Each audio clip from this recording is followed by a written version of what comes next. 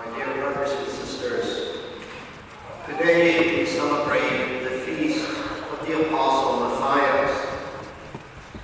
It is a special day for Cardinal Collins. This day he's celebrating his 18th anniversary of Episcopal ordination and also his 43rd anniversary of his diaconate ordination.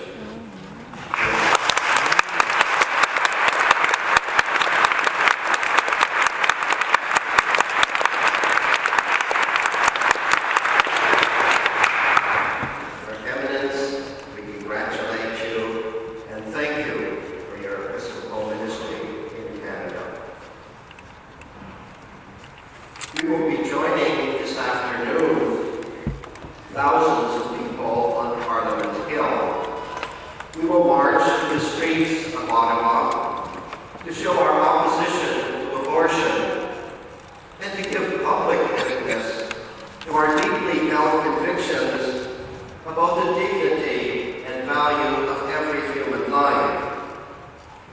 It takes courage to stand up for what we believe. We can count on being ridiculed and silenced. The message we keep hearing from the secular society in which we live is that we have no business bringing our religious convictions into the public sphere. The March for Life is vitally important. It's important for us, as Catholics, as followers of Jesus, not to be silent, to stand up for what we believe, to stand up, show our solidarity with the vulnerable, the poor, the unborn. People, young and old, people from all parts of our country, we speaking out with one voice. Abortion is wrong. It violates a fundamental human right, the right to life.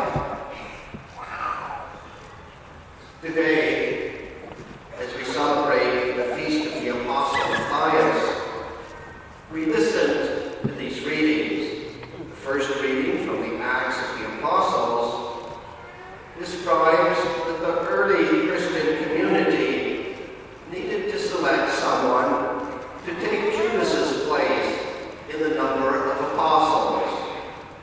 Here, in this reading, Peter described the qualities of an apostle.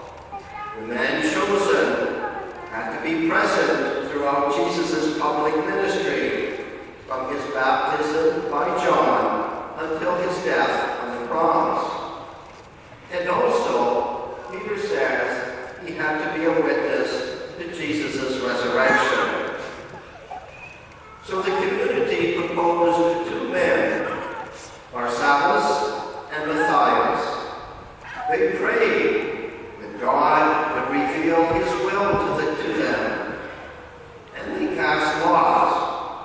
And the lot fell to Matthias. And he was added to the 11 apostles.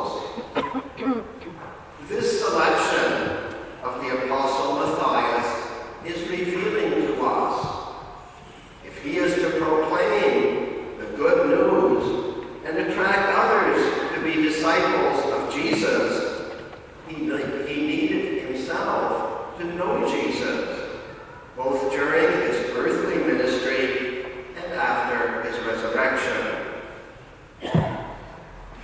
The real mark of the Christian is not just knowing about Jesus, but knowing Jesus personally. Jesus is not just a figure in a book that we can study and learn about by taking a course. Jesus, risen from the dead, is a living presence among us. Being his disciple means encountering him, coming to know him personally, living day by day with him, growing in friendship with him, living his commandment of love, bearing witness to him in everything we do, inviting others to experience the joy that comes in meeting him. Jesus is